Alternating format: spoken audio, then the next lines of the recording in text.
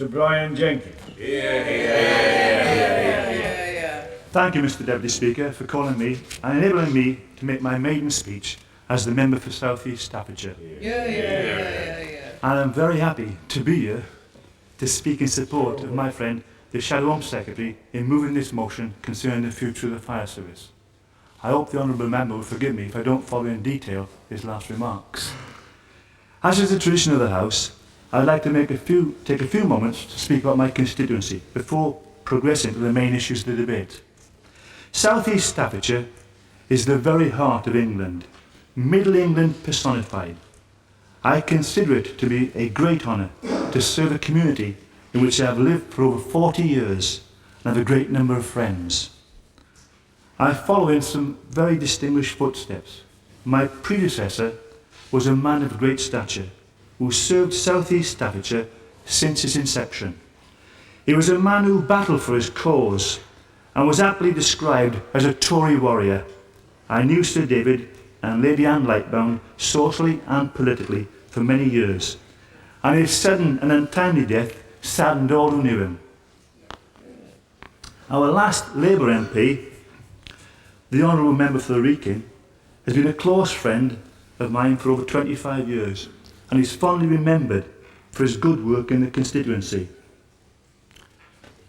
Thomas Guy represented Tamworth from 1695 to 1708, and he built Tamworth's Town Hall and the almshouses before coming to London and building Guy's Hospital in London. One of the things he did when he left Tamworth, having been defeated, was to put a covenant on his almshouses to ensure that no Tamworth resident who could have voted for him and then took part in his defeat would ever be allowed in the almshouses. I'm not saying which political persuasion he was. Far and away, the most famous predecessor of mine is, of course, Sir Robert Peel, who served as a member for Tamworth from 1830 to 1850. He was a distinguished 19th century Prime Minister, twice serving as Prime Minister for Great Britain. He was famed not only for the Tamworth Manifesto and laying the foundations of the Tamworth Police Force, but also forming the modern Conservative Party. I sometimes wonder if these two later members were starting out in politics as young men today, which party would they consider joining? Dare I say, as progressive thinking people, it will be New Labour?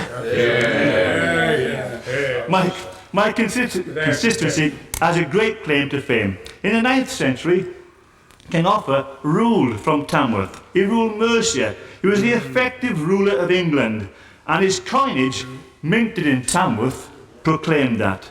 His only equal was Chamberlain, ruler of today's France. They both called themselves emperor, and their currency was exchanged in each other's kingdom. This may have been the first European single currency since the fall of the Roman Empire. He was also known for his great fortified ditch between England and Wales, called Offa's Dyke. Now, some people believe it was built to keep the Welsh out. But I'll put a case to you now with historians of today's thinking.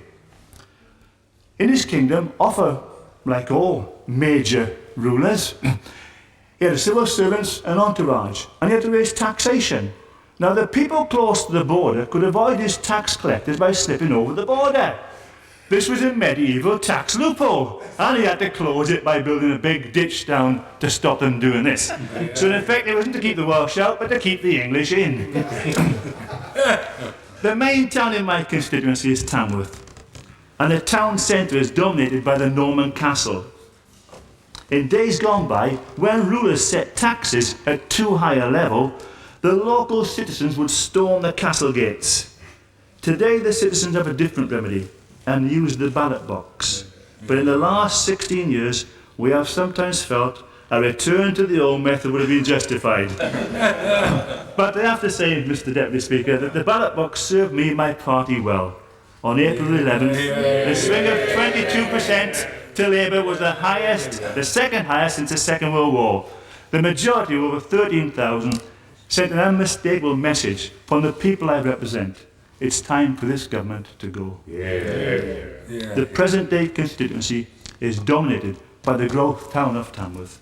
The population has tripled since the war, and its economic activity has developed from mining and clay products through light industry to distribution. It is a progressive and highly skilled workforce. It has large new housing estates inhabited by people who have moved from all over the country with aspirations of a better life.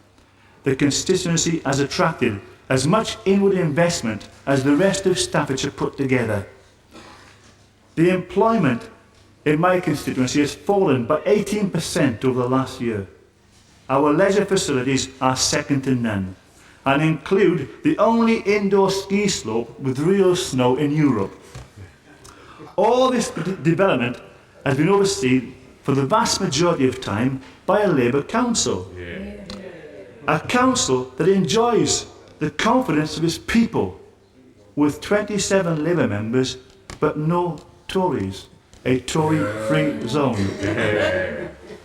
I have every right to feel proud to serve my constituency as a Labour Member of Parliament. In the 13th century, the Danes laid siege to Tamworth and razed it to the ground. This is where the fire service comes in.